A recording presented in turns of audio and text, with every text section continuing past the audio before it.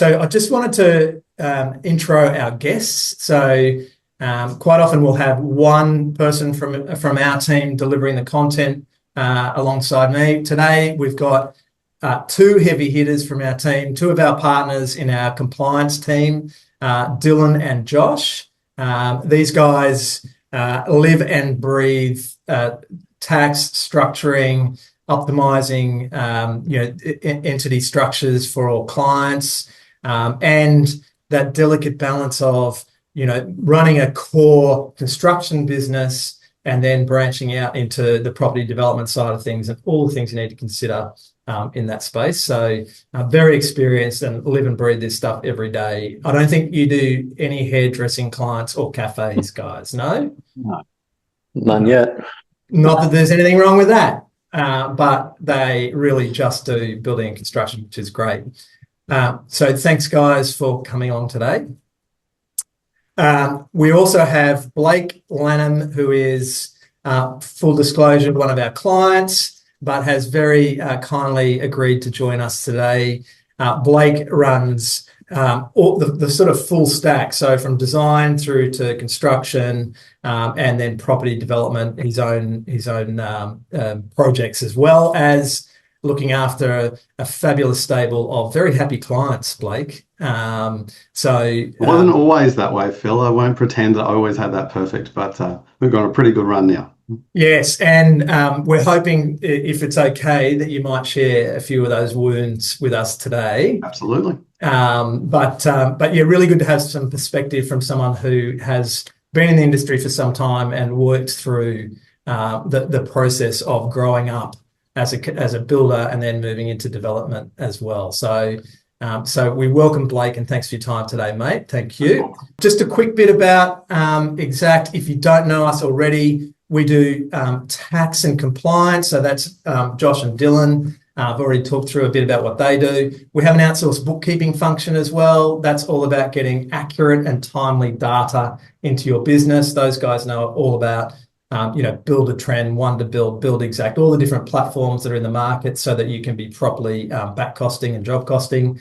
Financial control is about first a good solid month-end close process. So we handle that for you, as well as being able to do budgeting and forecasting. We work with you on that. And it's about being able to see not just past performance properly, but where you're heading in the future. And then our ScaleX service is all about helping people grow their profit building machine. So we come alongside our clients with strategic advice, but also to try and get them into an accountability pattern so they can deliver on what they need to grow properly and safely.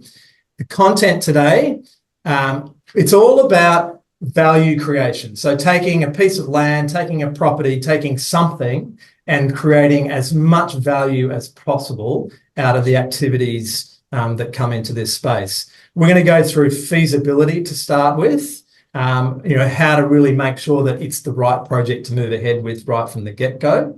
We'll then move into structuring. So how do I structure this project so that it's going to work best, both from a tax perspective, but also asset protection. We're going to talk about funding. So how do I put finance together for these kinds of projects? And then we're going to talk with Blake mostly about delivery and the role that delivering really high quality projects, the role that plays in your ability to get even better terms, longer term, access to better projects and partners. And so the role of delivery in improving the outcomes longer term. We will, though, at the end, we're going to go through, actually that little diagram there is just to say that each of these elements really are interrelated, and they, how well you do from a structuring perspective is going to have some bearing around how you finance it. It may also have a bearing on feasibility, and delivery affects all of these things. So it's an interrelated loop, if you will.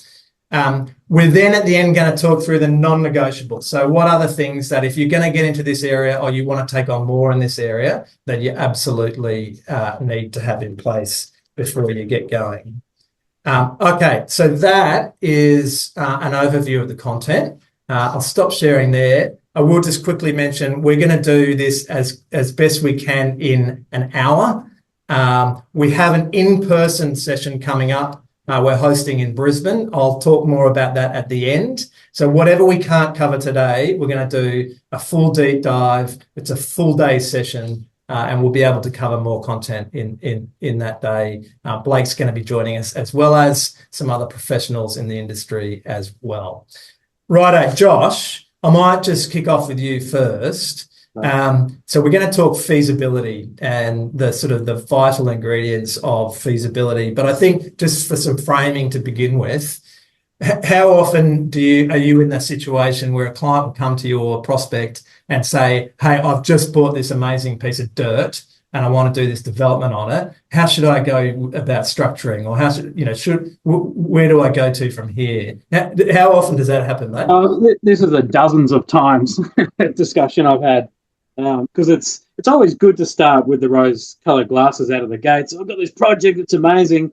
I go, yeah, okay, that's good, but let's just take a step back first and go, what are we doing it for in the first place? Is this a project that we're going to create value, sell it? Are we holding on to it? Are we actually going to sell some and hold some? It sort of very much depends on out of the gates intent. And so this is always the starting point for any sort of kicking off, even a feasibility, or even getting close to signing a contract on a piece of land, because it just impacts the rest of what you're going to do in the decisions. So once we're much more clear on why we're doing it, and to be clear, this webinar today is very much centered around those who want to buy, create, and sell. So we're not really talking about those who have a intent to hold. That's sort of a different sort of investment strategy. This one's one where we want to sell. So once we are clear that that is what we're trying to do, the commercials now need to align. So the last week, I'll give you a real-time story. Literally last week, we were talking about a feasibility. So client turns up, found this awesome block in Brisbane here. It was 2.3 million, and it sounded like it was amazing. Like the block was ready to go, didn't have to knock down a house, sounded too good to be true. That's usually the trick. Is it too good to be true? Was it a block of land? Probably. And so there were really two major things that were impacting our decision on yes or no. And one, which is an obvious one, but don't disregard it, is what are we actually going to sell this product for in the market? Now, it's really easy to go, yeah, we're going to get 10 million for this project, so it's going to be amazing. Okay, but have we tested that the market's really able to pay for that sort of product? Does people want to actually spend 10 million on that project? We need to actually test it. So the second part to this story last week was how it was funded. So this is a thing we'll touch on later on, but the initial sort of funding terms we had, when you put it through a feasibility test, we're basically ending up in a position where for the 24-month project that was going to happen, we're basically going to be doing it for practice, i.e. there was basically no money. So It would have been an ego project completely. It would just had no actual value creation for the builder. So where we actually ended up, we did some much more sort of stringent market testing, really had to put the squeeze on what it's costing to build it as well, and just understand it, and don't trim it unnecessarily, but actually understand it, get sanity in the numbers. So when we really went deep, worked through the numbers, working with real estate agents, etc., we did find that it was a good project, but it did take a bit more work to get there. So look, I want to sort of say, look, the blue sky, rose-colored glasses bit is firstly what's going to identify the projects. I get it. That's what we need. We need that excitement, but the feasibility is where the sanity comes in this equation, and we're not just doing this with blind hope and excitement. That's great, but it needs to stack every day of the week. So I might just share, Phil. I think you're going to give us a little bit of a quick overview of a feasibility tool that you can use. I mean, this space, as much information as you can get into a FISO is better. So you want to just, I think this is a tool that we're going to provide after the event as well as a starting point. So maybe, if you want to take us through how this thing works. Yeah, 100%. And so I'm not going to go through all the nuts and bolts of this tool, because this is not the silver bullet tool. This is a tool to help start thinking about the right things. Feasibility isn't a one-page Excel sheet. It's a lot of very careful data collection, modeling, cash flowing, scheduling. But if we have a look at it, I'm going to look at this tool in terms of the lens of where I really want you to be thinking about the inputs into this. So basically, when you're using this tool, and this is available off our website as well, you can download this tool at any time. You focus on the blue input section. So quite simply, we're looking at a product that we're going to do, lead in time, construction timeframes, put them in. I'll come back to that in a minute. What you're expecting to sell it for. It does do some GST calculations. We're not going to get too technical on GST today because it'll be too much. But what you're coming through is you're going identifying the land value, some of the input costs, anything else that comes into the project as well. And this is obviously the bit where it will make or break. You don't miss costs as part of this. And obviously when you're early on phase, there'll be a bit of trial and error on this. So we'll talk about having the right people around you. But one focus point I want everyone to very much be looking at is this construction cost concept, right? So Dylan will talk about structuring, but we're basically saying this is what your building company is charging the development to build it, right? And so a really important message in this is don't make this number trimmed to the nth degree just to make the FISO look great. Okay, so can I talk to that? Yeah, absolutely. Yeah. That's a mistake I've made definitely in the past. I think a lot of builders tend to glance at a building price as, yeah, I can build it for that. But we kind of forget that actually to run a business successfully, we have to have our overheads maintained. And over and above the overheads, we've got to make some profit in there. For me, I realized long term, there's actually no point me doing a build, even for a development that I'm a part of, unless my overheads and profit are actually covered. So for me, I won't even glance at that figure unless I know 10% on that is my overheads covered. Well, 10.5 for me at the moment. Now, by all means, the extra sort of 8%, 9%, 10% pure profit that you would usually make on a build, it's up to you if you want to put that in there or not. But there's no way I'd put a figure in there that'll allow me to go 10% backwards in my business. Yeah, absolutely. And clearly, you've got to have the discipline that sits behind this in terms of estimating and being able to understand the true cost of delivery. And factoring all of those components in. We sort of, in a way, have condensed that part to one line. But, when you're doing a sophisticated FISO around this space, having all the underpinnings from a construction perspective is obviously mission critical. What have you missed previously, Blake, in the journey before in your FISOs that you've learnt that is now like I will always look at this and I'll always include this now? Oh, look, there are so many and every project's different. That's one of the hardest things. That's why experience is king. The ability to lean on someone that's already done this before, even if it's just for a lunch for 30 minutes of advice. That 30-minute lunch might save you thousands of dollars or hundreds of thousands, depending on what comes out of it. For me, that construction piece is pivotal, and I'm aware that half our audience are builders, so they know what they're looking at. But to be able to sit there and go, oh, it's going to exactly cost me 3.2 million. We don't have a design yet. So we've sort of, the way I break that down is per square meter, then our contours, pool, features, landscaping, driveway. And then that's how I put it in my quick feasibility. Obviously, the people we're talking to can probably do that themselves as well. But the most common thing is what you don't see. So if you're doing a subdivision or a block of units or something, you need to know what those line items are. I have 120 line items in my feasibility in the consultants area alone, consultants and fees. So it's so important to dig into those and to talk to somebody that has that experience. Yeah, absolutely. The biggest thing I've seen is builders, because they're so caught up in the emotion of wanting to do the project, they squeeze the crap out of that number to prove up the numbers. And it's just fraught with danger because you're asking to step backwards on the project out of the gates. Look, I've been there too. You get emotional, you get excited, you're dying to do it, you've got the vision, and you sort of start twinking the numbers to make it look better on a feasibility. It's crazy. But yeah, unfortunately, I've made that mistake too. I get it. Yeah, it's the phrasing we call it is don't negotiate with yourself when you're doing numbers like this, because you'll lose every bloody day. So the bottom end of this as well is it then needs to fold in funding. Now, funding's a really complex area in feasibility because there's so many different ways funding gets approached. You might have capital, you might be leaning on capital partners, banks, etc. And so there's no one size fits all. So you have to be very careful in this section because it in itself can be the yes or no decision in a project, depending on how you're funding it, just because it can cost so much. So down the bottom here, and I've just put an example in here of actually what some lenders are doing in this space. So some lenders will actually lend on what we call the GRV in here. It's the gross realizing value of the project. It's basically what you're going to sell it for.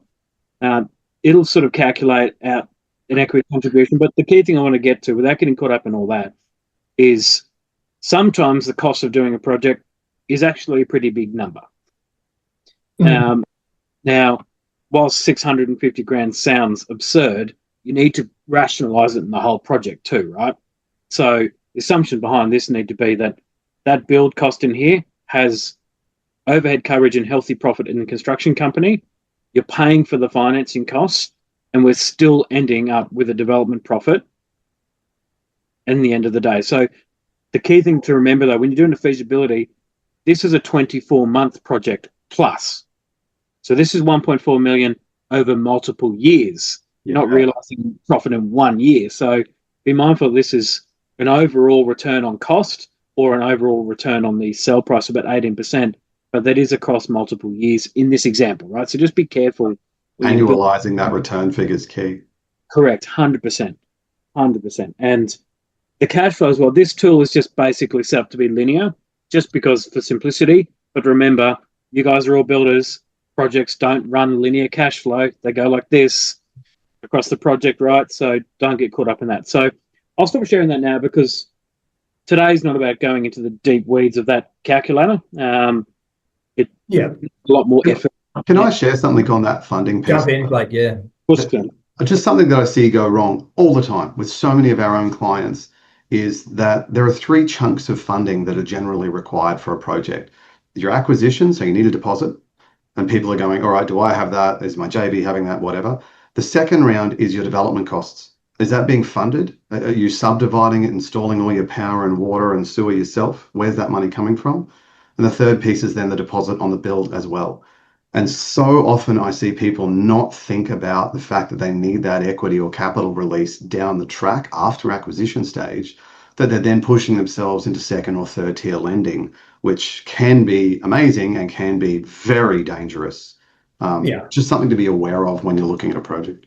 Yeah, and we're going to pick up that piece on financing and funding a little bit later on. All right, so I guess the point here is there's just a big call to action here that if you are going to get more involved in this space, or if you want to kick off anything outside of what you're doing with your own house, that having a really good process for working out. I think, Blake, you were saying of the 50 FISOs you do, probably 2 you press the button on. Oh, it's ridiculous. It feels very thankless. It feels very the sheer volume of feasibilities I seem to go through just to end at a dead end and go, no, got to walk away. Yeah, and it's almost a mind shift here, a mindset shift that we need to. Yes, no one likes doing their homework, right? But we almost need to try and like doing the homework, because it is where the project is going to win or lose. I think out of the gates, if that FISO is wrong and you get involved with a project that doesn't stack up, and maybe you've talked yourself into it stacking up for various reasons, then you're really going to be chasing from then on. And that's no place to be, particularly if you're operating a core business, a construction business that is having its own set of difficulties as well. We don't need this extra pressure on the side. So learn to say no, and learn to say no to yourself, and for all the right reasons. Yeah, it's really easy to say and really hard to do. Like, I admit I made that mistake. I chased my shiny bullet developments. And if I'm honest, it was probably because I thought that my business was in trouble some time ago. And I thought that would fix things. So I thought, oh, I'll get a project and that'll fix everything. Yeah. Although I could not have been further from the truth. I needed to double down on my building business and make sure my numbers were right. But I got very distracted at the time. So yeah, I definitely agree with that sentiment. All right, we're going to move to structuring now. And again, any of these topics we're going to cover in a lot more detail with the full day session. So Dill, you love structuring in this space. It's where the accountant can be most creative and use all the various tools at their disposal obviously in a very compliant way, but making sure that our clients are, number one, protected, and number two, that their development isn't smashed by their tax position at the end of the day. So I wanted to just, I mean, you kind of use this term around structuring can make a project either really, really good or at a minimum survivable. So do you want to talk us through, and I think you're going to even do a little bit of entity diagram stuff here as well, but do you want to talk us through this structuring piece and maybe talk through first, what do you mean when you say survivable? What's that all about?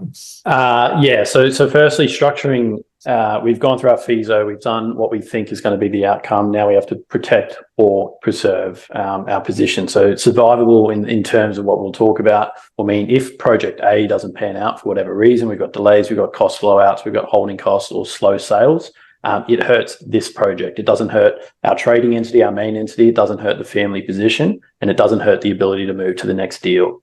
So as I mentioned, once intention and feasibility have been finalised and everyone knows what we're working towards, that's when we can start putting a structure together that suits our overall needs. Now, there's a few items that we won't have enough time to talk about. Josh already mentioned GST and the margin scheme. Look, probably everyone on this call is going to be doing new resi builds or substantial renovations where GST is going to apply, along with the discussion between capital gains tax and main residence exemptions. We cover that off in a webinar we did last year in more depth there. And obviously with the day workshop, we can cover that off too. There's a few other topics, stuff like Div 7A, how we exit the structure, how a lender perceives the structure. We just don't have enough time to sort of talk to today. So there's a few clients of mine on here who've seen my renditions of paint before, so this probably won't surprise many people. And it's completely anonymized, so please, this isn't any one particular client who is on the call today. No. So what most people on this call, they're builders, so they should have a structure that looks half like this. We've got our company, our P2I Ltd. Its shares are owned by a family trust, and then we've got our individuals who are beneficiaries of the trust. So we'll say mum and dad. This is probably the bare bones what most people should have. This one's got the ABN. It does the contracts to the public. It carries all the risk. Any dividends we want to flow first to the trust and then flow to the individuals. And obviously we do that from a tax point of view. We've got a 25% tax rate up here. Trust can't retain profits. So then our individuals, first scaling, it's 16%, 32, 39, and then 47%. So as you can see, our biggest or our highest tax bracket here down the bottom is almost double our company. So when we're trying to think about tax flexibility, we need to make sure our structure allows all of that. So the first, or most of our clients, the first step that they eventually will look to do is, let's say company starts building up its retained earnings. It's above our requirements for our QBCC license, our HBCF license, our New South Wales, all the different licensing. They tend to test the exact same, where they look at the assets in the company.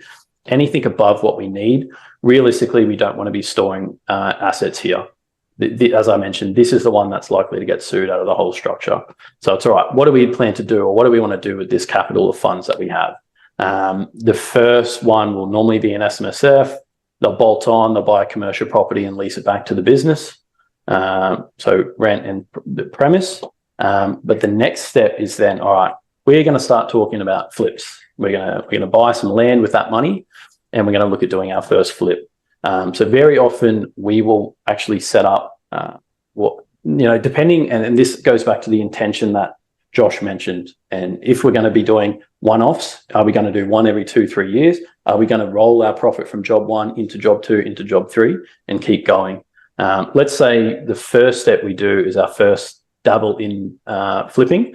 So we're generally going to use a trust or a company, but it's going to be set up on its own. Its profit or its shares are going to be held by our main family trust. And this is the entity that's going to actually own, it's a terrible O. It's going to own the land. It's then going to engage, and this is the number, that 3.2 million construction costs. This entity is going to engage the builder to do the build. And now we're talking, all right, could you skin it so that feasibility looks better and your financing looks better? Yeah, absolutely. But you're only going to hurt yourself in the long run. We do this. If we're sort of doing one every 3 years, 4 years, maybe we can get our CGT discounts over here. However, as Josh mentioned, most people on this are going to be doing it moving forward with the intention of profit. So the main structure, and it gets a little bit hairy. I might just do this again. Blake, feel free to jump in, or if you would like to.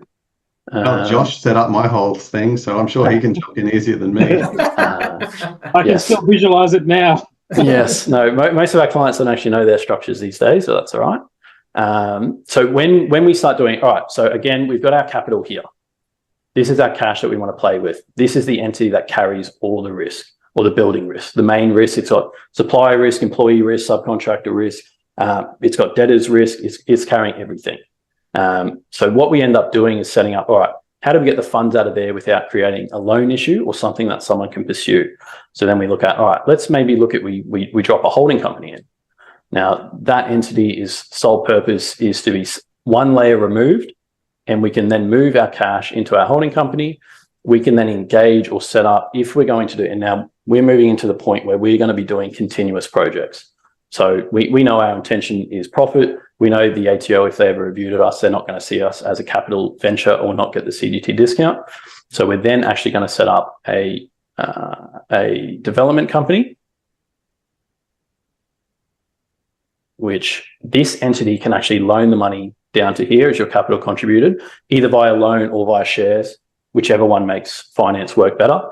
And then this entity, if you're going to really have a strong crack at development and you want to add another layer of risk protection, you're actually going to use what's called special purpose vehicles. So these are companies that are set up purely for a specific project. If you've ever bought a subdivided land off a big builder, you will probably notice that the company that they sell it to you in is the street name P2I Ltd. The reason for that is that they can set up an SPV, realize all its profit, pay a profit share back to the development head company, and then they liquidate that entity. And then suddenly this money moves into special purpose vehicle number 2, and they rinse repeat. For the sole reason of, all right, our build company, the special purpose will still engage our builder. So our building risk remains here. But as a landowner or land seller, that risk, or they limit their risk by liquidating that entity. And then effectively this structure, you rinse repeat.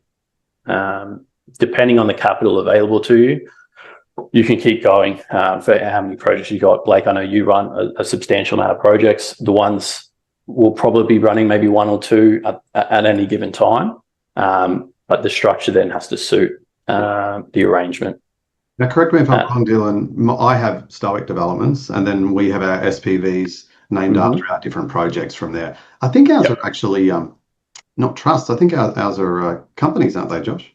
These are all companies now. So as soon as you're going to turn the intention away from capital, like where you're buying it for a long-term investment, the ATO is going to disallow your CGT discount anyway. So of course. A company doesn't get the CGT discount. So if you're already losing it, these just add a bit more protection than a trust.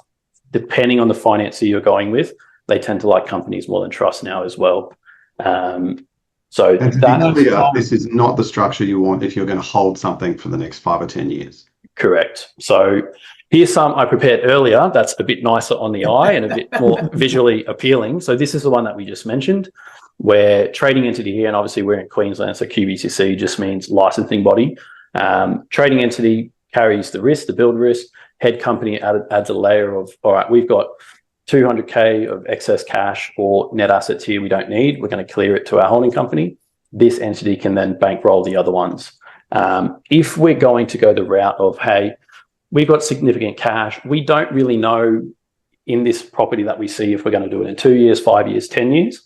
What we generally do, provided cash flow allows it to actually hold it within a trust. Now, there's a special caveat with land tax, where if you hold it in a trust or a company, you get an exemption up to 350,000 of the land tax or the land value. That is actually per the proportion of the ownership. So if you've got a 500K block owned in one trust, you pay land tax. If you've got a 500K block owned by 2 trusts, you don't. Help me out, Dylan. I've seen guys that have 7 trusts. I mean, what's that about? Is that even legal? It is. You have to provide the authority that they're held for different purposes within a family group. I know because we have a few that have been picked up by the legislative body and we passed, no issues there. But because the exemption applies, so it's $350 per trust. So then if you've got, again, $1 million land value owned by 4 trusts, suddenly you're exempt from land tax. So it is quite attractive. I think that, we see almost both ends of the spectrum often. We'll see people coming in and everything's in the trading entity, which is an obvious no-go for all the reasons we've talked about. And then we see other situations where it's just been completely over-engineered, and that's not a great situation either. All this flows back to intent. It flows back to timing. What the activity is going to be, and so there is always a range of ways of approaching this sort of stuff. So Dill, I think if you want to, could we just quickly cover, because we'll probably need to move on to the funding piece, but can you talk us through, because I think a lot of people are getting involved with JVs these days. Someone will bring the land to the picture, someone will bring the construction piece to the picture. Do you want to talk us through that from the structuring and light touch on the contracting piece with that as well?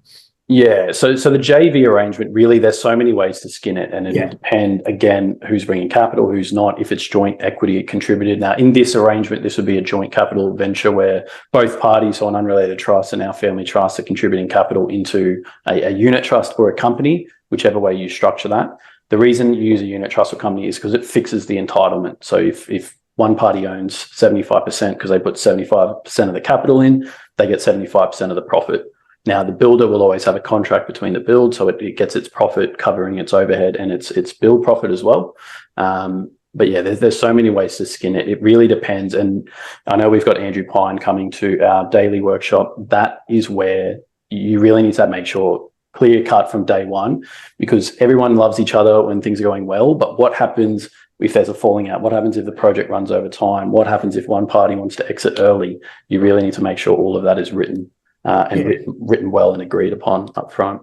Yeah, properly contracted, that it caters for all of those kind of eventualities, so that you're going into the arrangement eyes wide open and with all the mechanisms already agreed. Absolutely. If you do hit those junctures, because invariably that stuff is going to happen. So you need to cater for it out of the gate and properly contract for it. Right. I'd love to share one little thing on that JV thing. Please. Yeah. In my experience, I've found the best options with JVs being able to sit down with somebody and have a drink and write down 10 to 20 dot points of what you're going to agree on, who's responsible, and how things are going to split. That's a really good place to start and iron out if you're going to have issues before it goes to a lawyer, and then it's lawyer versus lawyer, and then you have a 300-page JV agreement nobody wants to sign. And that's a very real thing that has happened to me. I've had projects fall over as a result. And I've always also had JVs work really successfully just from having those dot points really clear. Yeah. And look, sometimes it might be a good course of action once you're at the other end of town where everything's gone to shit and the lawyers are fighting over, ridiculous detail. You might need to go back and have a drink again and work out what you're actually going to take away.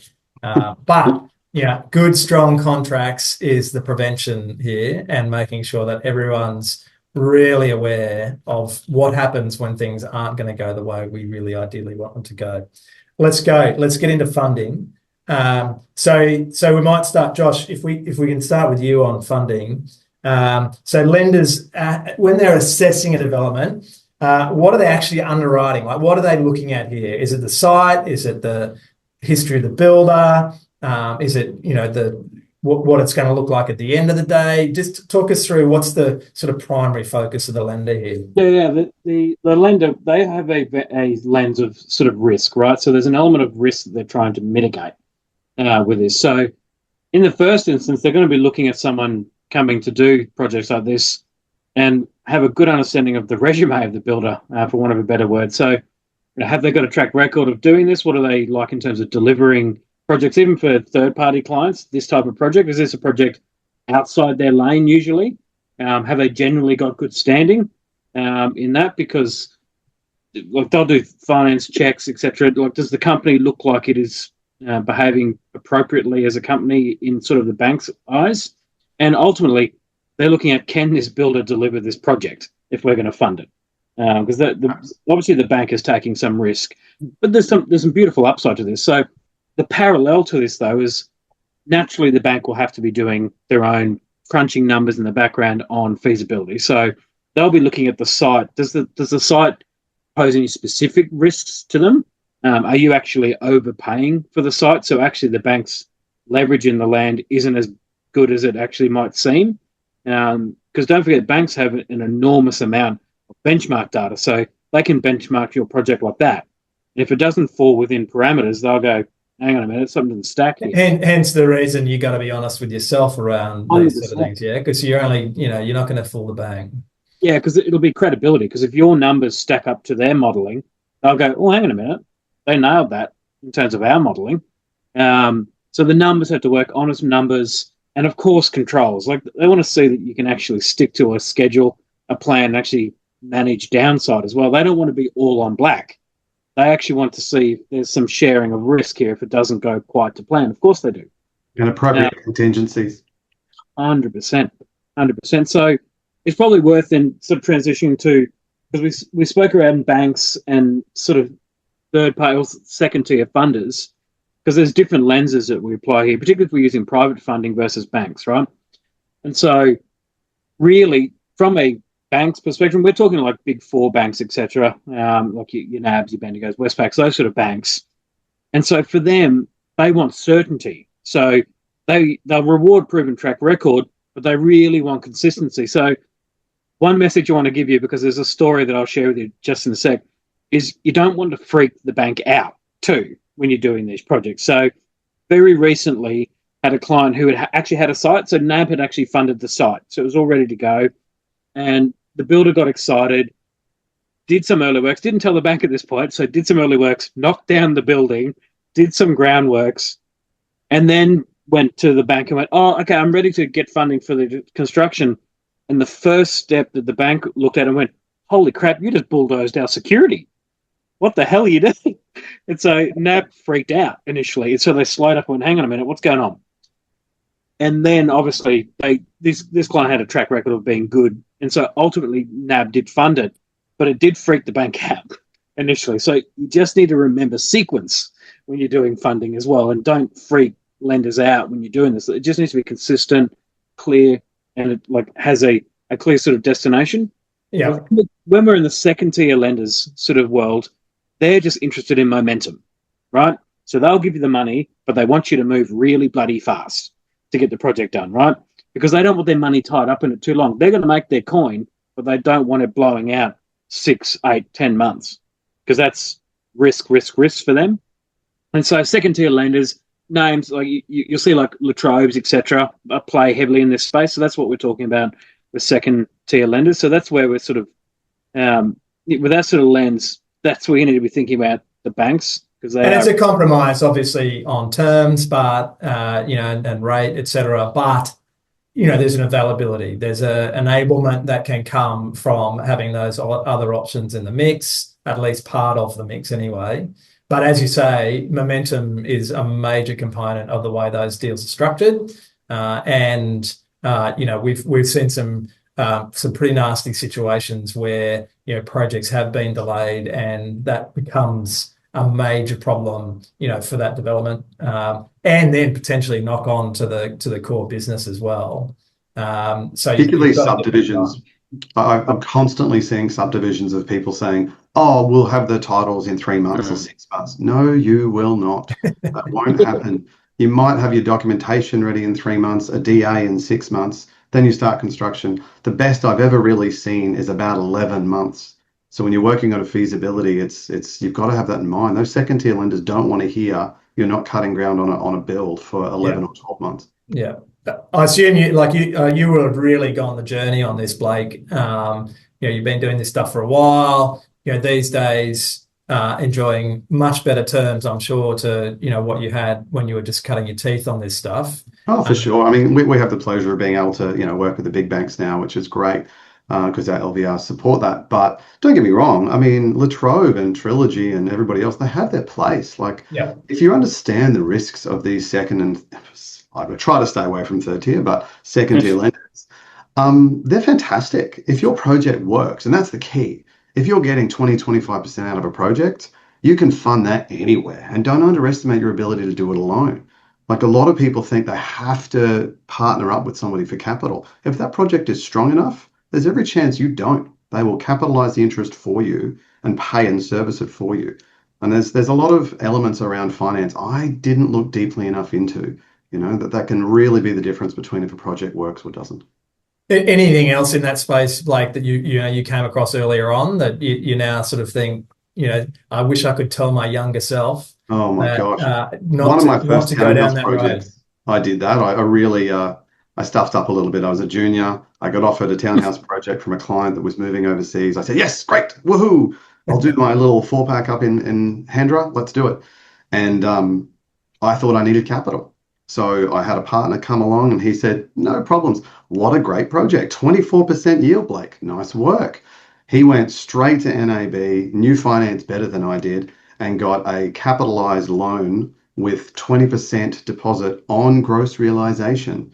And because it was at 24% profitability, it meant he put zero money in, but he understood finance better than me. Now, that gentleman made $400,000 off that project. Good for him. So did I. I can't complain. But I could have made all of it had I just understood finance better.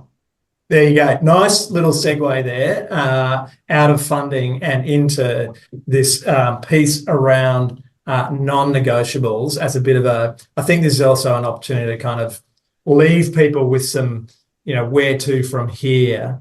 So, really what we're talking about here ultimately is a change in your business model. You're going from being someone who's operating a construction business to assuming the role of the client and all the risks that goes with that.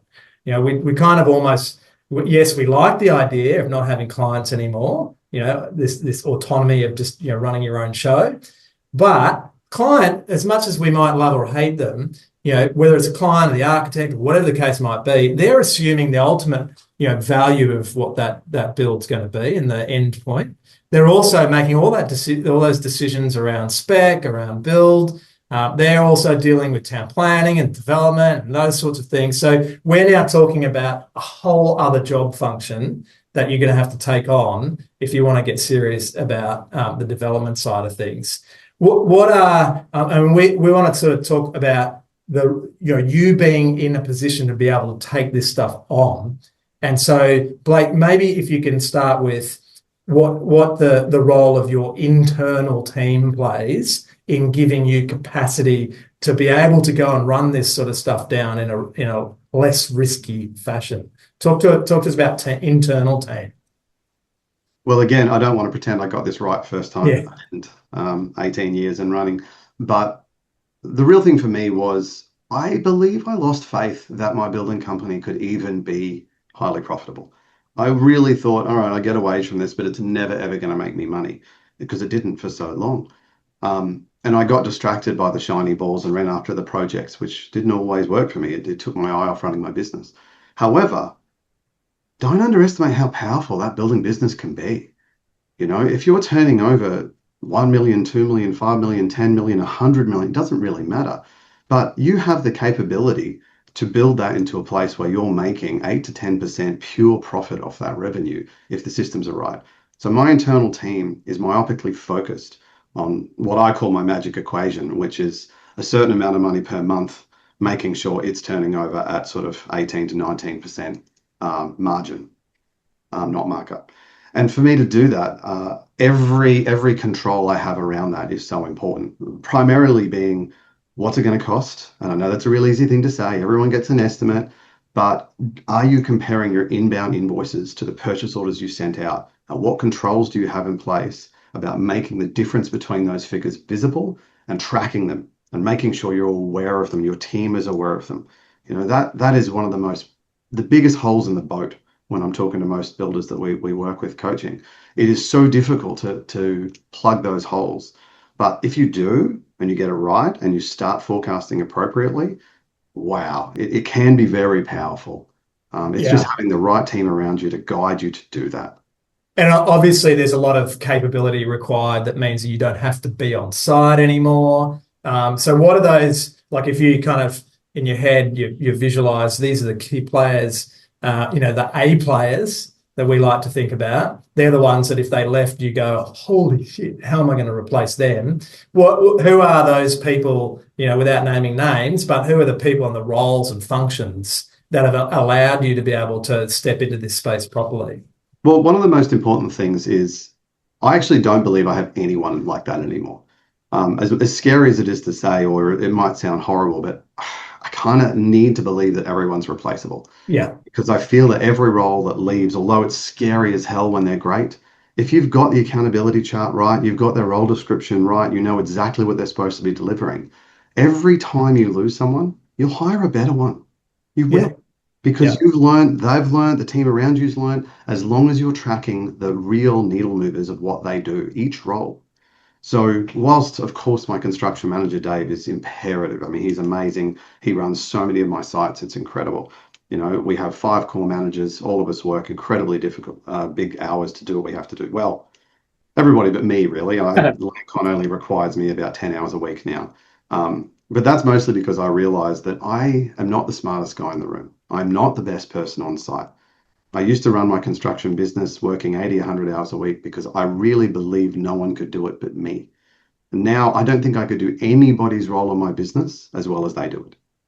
Because I've become good at measuring the key things that have to be done as opposed to trying to do them all myself.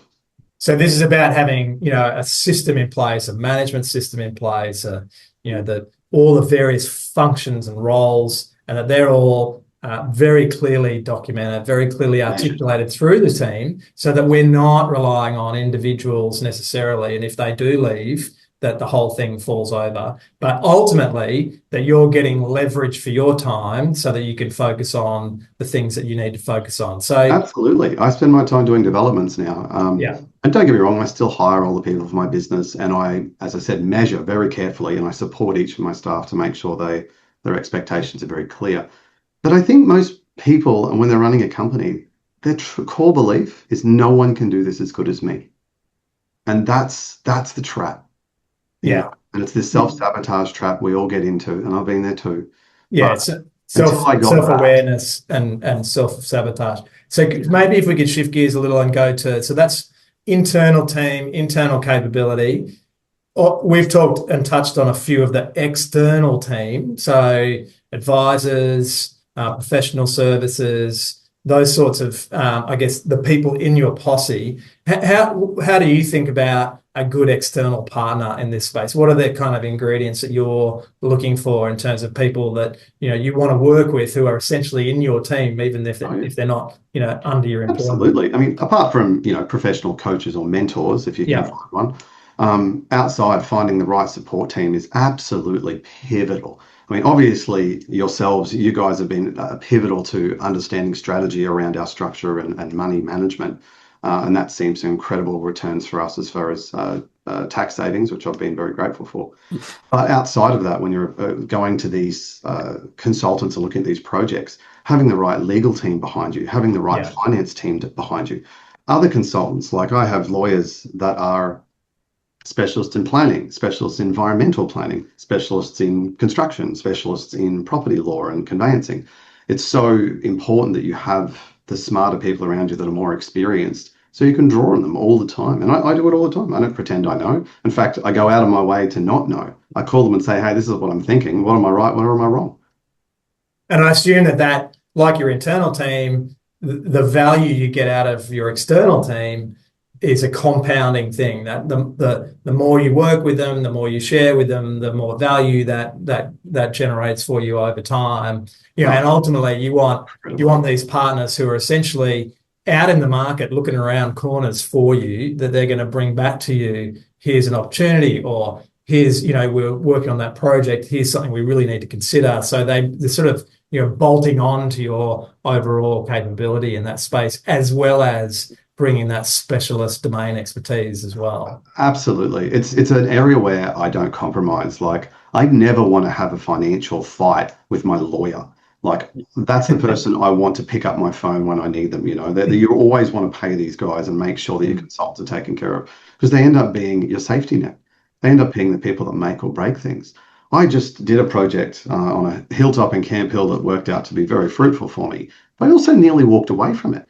I'd said to my team 3 times, you know what, I'm done, this is crazy, it's too hard. And I just happened to reach out to the right consultant at the right time, and they went, whoa, I can get around that. Just got to do this, this, and this. I'm like, really? And what do you know? It ended up being one of the most fruitful projects I've done to date. Okay, we're going to come back up in the helicopter now. I'm just going to share my screen. So I just wanted to share, this is the session that we've been talking about throughout today, which is our in-person event that we're running. So there's a QR code there. We are charging for this event. Our clients who are on the call today, please talk to your client manager, the person you deal with day to day, because we've got some discount codes available for you to use. But we're charging for this.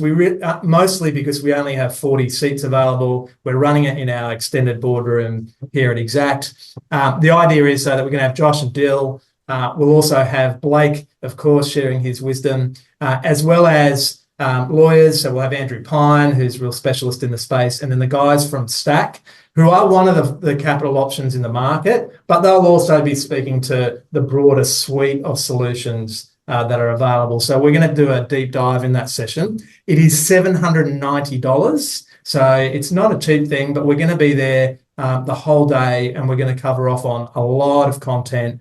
You will walk away with some work papers as well, so that you can take something tangible away from the day. We'll finish that day as well with quite an extended Q&A session, so that people will be able to ask deeper questions that you just can't do in a format like this. And of course, because it's in person, there's that opportunity to connect with other peers, people who are operating in the business and in the industry, and you can learn as much from them, no doubt, as you will from those experts that are going to be there on the day. I just want to stress those experts that you're listing right there, every one of those has probably made me between 5 and 10 times the amount of money they cost me this year. So as much as they might be expensive, or that course might be expensive, you've got to see you can't afford it. It's more about you can't afford not to. Absolutely. I'm just now as well just showing, I launched this poll. So this is about, whether you're interested in a free consultation. We're happy to offer a free consultation on your current structure, just to have a look over it and provide some recommendations. So if you're interested in that, please just say yes to that one. The other thing is the one-day in-person masterclass. If you're interested in that, there's a few options there as well. And then finally, there's just a poll there around the different services that I mentioned earlier on in the session. And if you're interested in finding out more about those, I'm sorry I didn't mention, but we will be sending out the video of today's session after today. So please keep your eyes out. Hopefully that'll come through tomorrow, I reckon. We might be able to get it out today. We'll see how we go. But that will be coming out to you so you can watch this back again. And hello to everyone who wasn't actually on the call today. You couldn't make it. Great for people to be able to watch this stuff back again. I wanted to just quickly say a big thank you again to you, Blake, for joining us today. Having that kind of experience is just so valuable to be able to bring that to the table. Josh and Dill, thank you as well for your insights. As always, there's so much to learn in this space. So thank you for taking us through those components. Any final points, guys, you want to make before we wrap up? We've just got a couple of minutes left. I just want to say one thing, which is there is no way I would be here if it wasn't for not only the kindness of other builders and mentors that got us through our hard times sort of 9-10 years ago, but for the professionals that we now, call our friends and we work with. But if you're one of those people that is sitting there saying, I don't know how I'm going to do this, I'm not sure how I'm going to get through, I'm not sure how I'm going to be that developer, maybe reach out. This is your opportunity. The right team is right in front of you. Yeah, awesome. Thanks, Blake. We appreciate that. Josh and Dill, any final words, mate? Go guys? Nah, none for me. Thanks. It was very good to have you on, Blake. Looking forward to the in-day workshop, and great hosting today, Phil. Excellent. Oh, thank you so much. Some of the best. Some of the best hosting. I'm just remembering too, this is a Brisbane session, that in-person one. We're going to do one on the sunny coast. The date will be released for that, Toowoomba and the Gold Coast. And we've just recently opened our Melbourne office. So we will be doing a version of this in Melbourne as well. So if you're not in Brisbane, we've got some options available to you. If you're around Brisbane though, come along because it's worth doing the drive, I reckon. All right, that's it. Thank you, everyone. Thanks for joining, and we'll see you on our next session or in person sometime soon. Okay, guys, see you later. See you guys.